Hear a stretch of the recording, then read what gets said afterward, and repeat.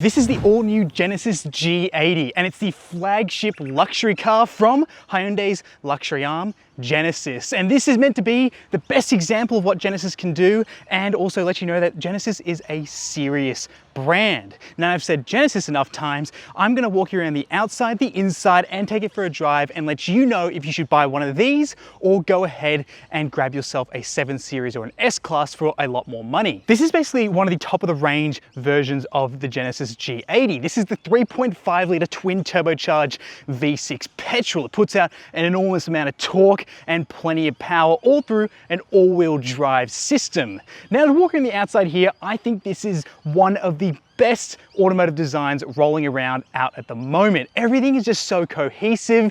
It's a great design language and it just turns heads like no tomorrow. Sure, it's got some Bentley-like proportions, but that doesn't mean it looks like a copycat. Instead, it's sort of taking those lines and stretching them out to make it look like a really cool and serious four-door luxury sedan. People always want to know who's sitting in the back of this or wonder how you can afford to drive something like this. And now the secret is that it actually doesn't cost all that much compared to what you might think something like this would actually cost to buy. It's just over $120,000 for the luxury trim and for this motor, which, to be honest, the way this is all configured, and we'll jump on the inside to show you where a lot of the money has gone, it's actually a pretty good deal. The 20-inch wheels on this look great, but someone or some people before me have had a hard time parking a car this big with some gutter rash showing on the rear wheels. So that's the only shame, is that they look great when they're fresh, but they're pretty easy to curb by the looks of it. Alongside, you definitely can see that sort of Bentley Mulsanne influence, I could say, because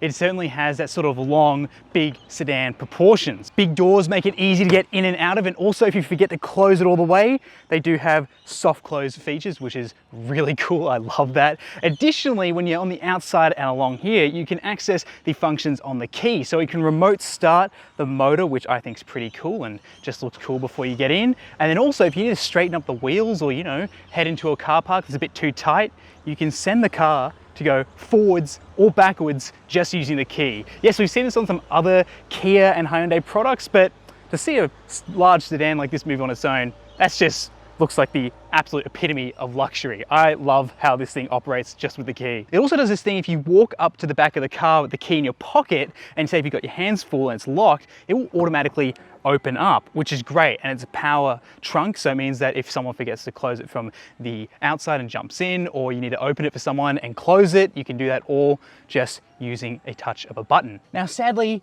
this door does not open by itself. That would really tie in with what the Genesis G80 is all about. Instead, what we do have is many more features than just something like a door that would open by itself. We have really nice materials in here. The leather is gorgeous. The carpets are deep. You've got real wood up on the dashboard and through the center console. You have a glass shifter. You have large touchscreens. You have a 3D instrument cluster. That's not going to show up on your screen, but it's like looking at a Nintendo 3DS. That is the best comparison I can give you. That you're looking here and you've got the instrument dials in this full 3D effect, which you can remove if that makes you feel a bit sick, but it looks really, really cool, and no other car brand is doing something like that. I love that. Also, we've got a bit of a revised version of the 2-spoke steering wheel. We've got a bit of like a 4-spoke design. I like this one a lot more than the one that was on the GV80, the SUV version of this. Love the large doors, love the metal finish on the speakers. Everything in here is such a step up compared to the previous generation G80. I love how the climate controls have a little screen to operate things with some haptic feedback. Some people won't like that, but in a car like this, it's very fitting. I do like the overall fit and finish in here as well. It's super solid. Everything feels quality. You sit in here and it just feels taut, tight, and just really well built. I love hanging out in this car, especially with this suede roof liner. And up front is definitely a place where you're going to enjoy driving. You definitely feel like you're James Gandolfini cruising through the set of The Sopranos. I definitely feel that, and I'm not going to lie, I have been playing some Sopranos music while driving this around, feeling like a bit of a gangster. But this front area is really for the person who's going to be driving those who are going to be sitting in the back. Now, this is the reason why I'm going to miss riding around in the G80. Sadly, I haven't had the opportunity to be ridden around myself, but those in my family who've been lucky enough to sit in the back and enjoy the G80 for all it's worth back here while it's driving, this is the best place to experience this car. Now, the rear left seat in big luxury sedans is the seat you want to be in, or if you're in another country, you just don't want to be sitting behind the driver. And that's because you can then move the front passenger seat as far forward as humanly possible.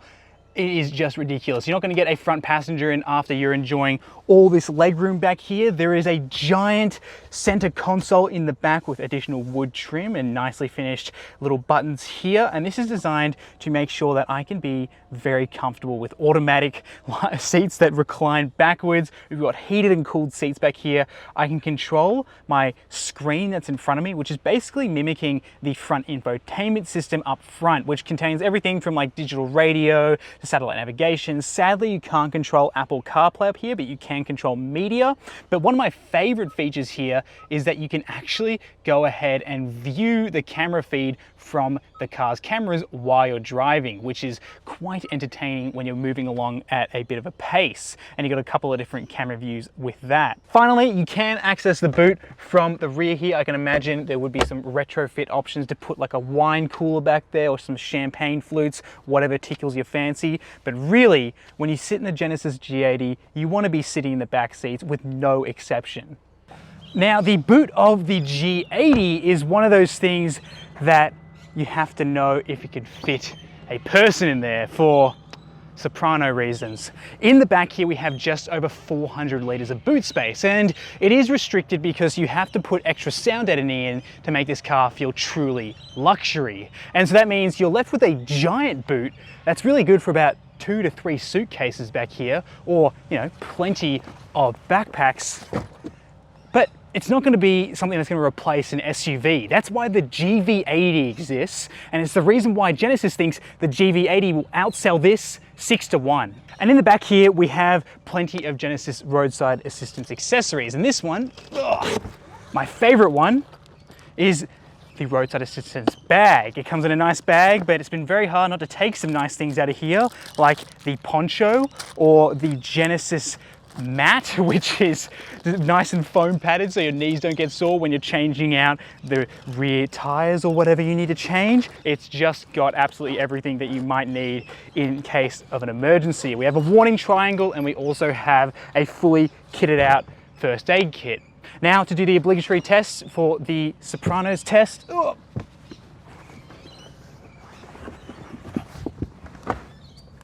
yeah, you're disappearing.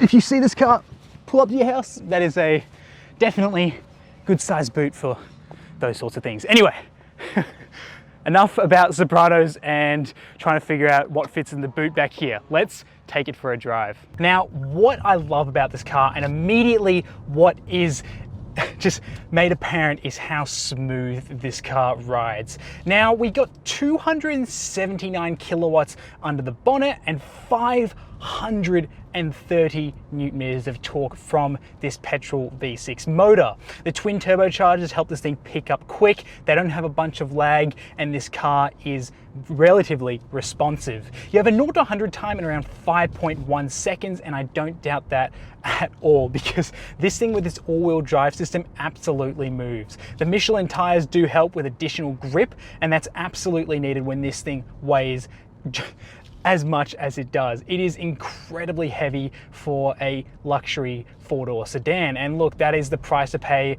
for extra sound deadening and, you know, to make this thing feel like a luxury car. It does have to weigh a bit more because lightness and luxury doesn't really go hand in hand. The steering input, the brakes, and the accelerator all done really well. It can feel a little disconnected from the road, but that's sort of what I want in a car like this. I want to be able to sort of feel numb and have the car do most of the driving for me. I'm not chasing driving thrills while driving a Genesis G80.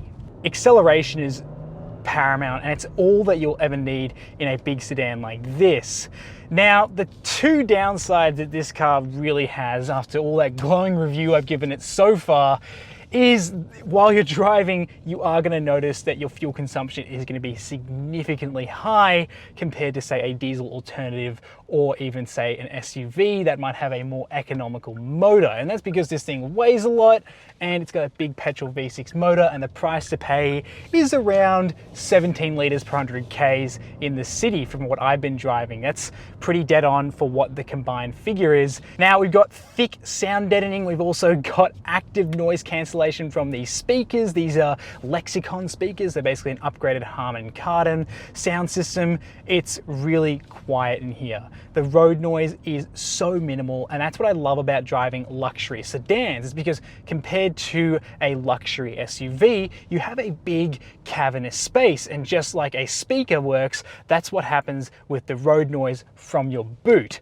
And so your boot is going to act like a big resonator for any sort of road noise and wind noise or anything of the sort entering the cabin. Now, when you have a luxury sedan like this one, it's all closed off. So that means that you have minimal intrusion from the road, and it's just so quiet in here. I would say you'd be able to hear a pin drop in here easily. Now, through corners, the Genesis does a really good job of propping itself up. So you're going through a fast sweeping bend and the car will wallow, but it'll sort of hit a dead stop. And it's nice to see that, because it means that you're not going all around like an old school S-Class or something like that. It's got a nice bit of rigidity through it, even in comfort mode.